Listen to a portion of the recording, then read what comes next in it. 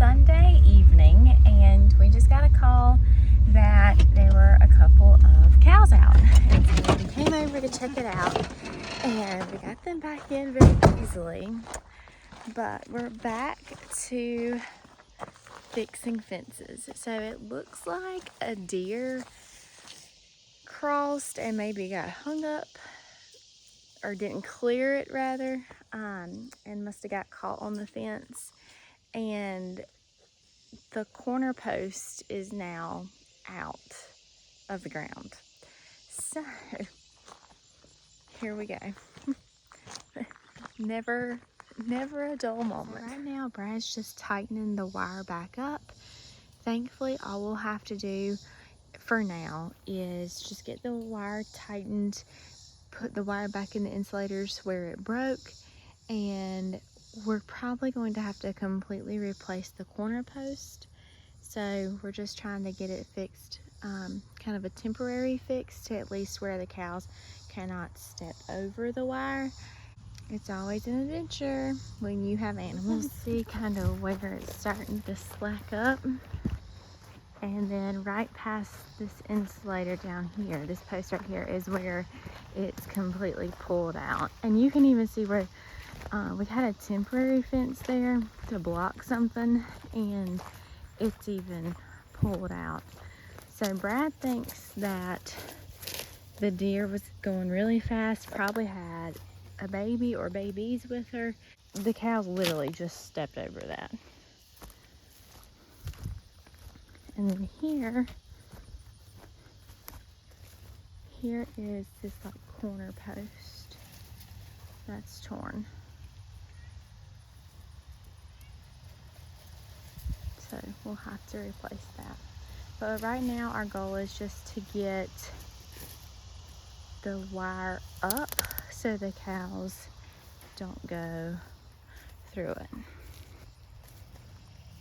until we can get that corner post fixed. Oh, that's a good idea. Just using a temporary fence to hold it up.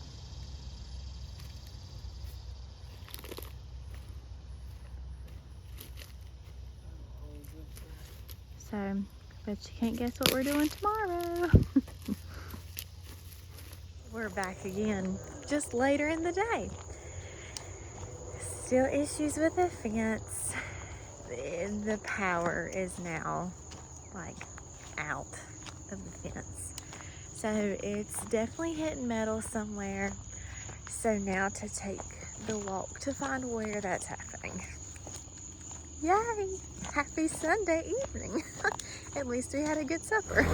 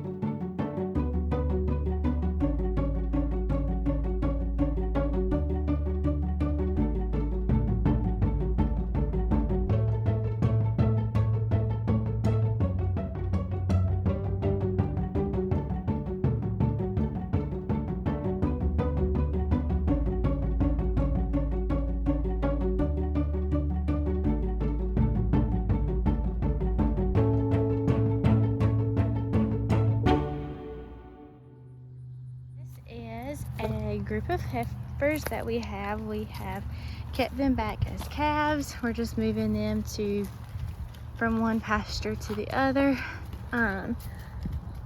Some of them were fall calves and some were last spring calves, and then we have one steer in this group that we're holding back. We rotate them between two pastures, and they do really good moving. They kind of know where they need to go. They've learned their route, I guess you would say. But Piper is the boss. She's the red cow there.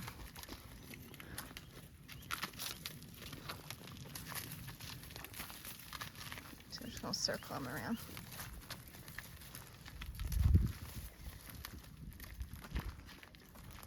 Come on. So yeah, that's Black Beauty.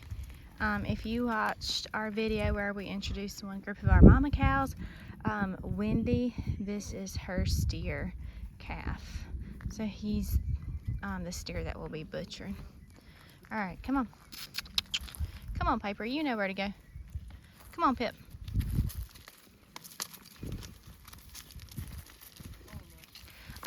Rosie, that's at one of the mama cows at our pasture, that's her baby Ritzy that I refer to keeping her heifer. That's her. I threw them off because I put the gate the wrong way. Come on, Pip. But they move really good.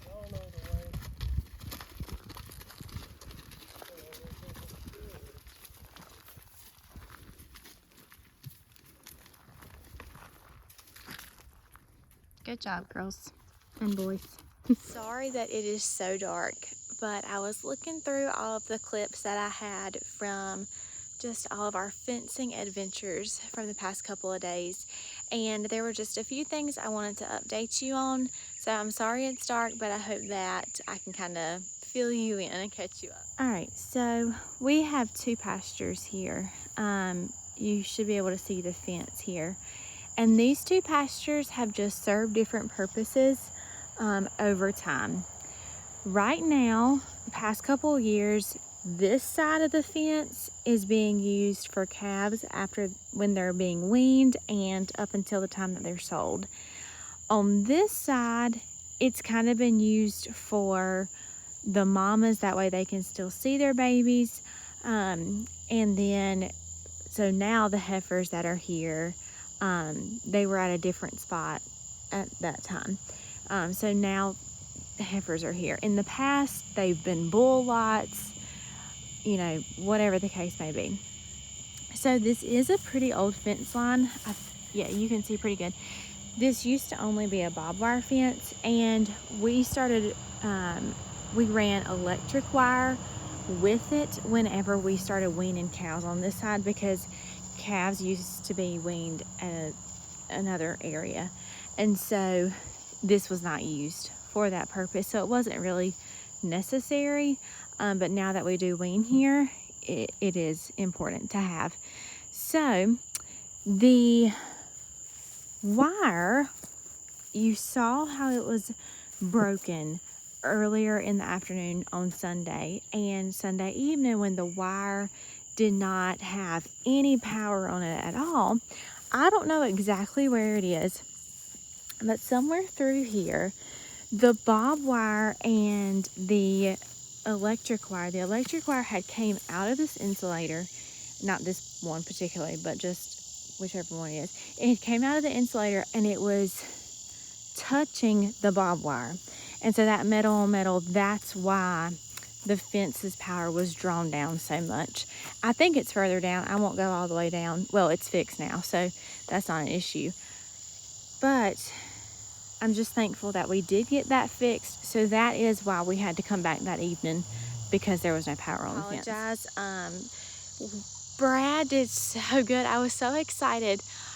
The next day, that would have been Monday, when he fixed the corner post, I unexpectedly was not here, and so I didn't get any of that on film, and he filmed on his phone, and I was so excited. But his phone it was recording, and then it would stop, and then it would start back up again. And when you put the clips together, it does not show the main part of the project. There was one part of a time lapse that I was able to use from what he filmed. So I'm sorry if it's kind of random clips and kind of all over the place. There are a lot of missing parts to the project, but hopefully you kind of get a good idea of what we were able to do and how we even improved the fence line by making that fix. So thank you guys for coming along. Hopefully we will not have any more fencing issues, and I hope you have a good evening. See you next time.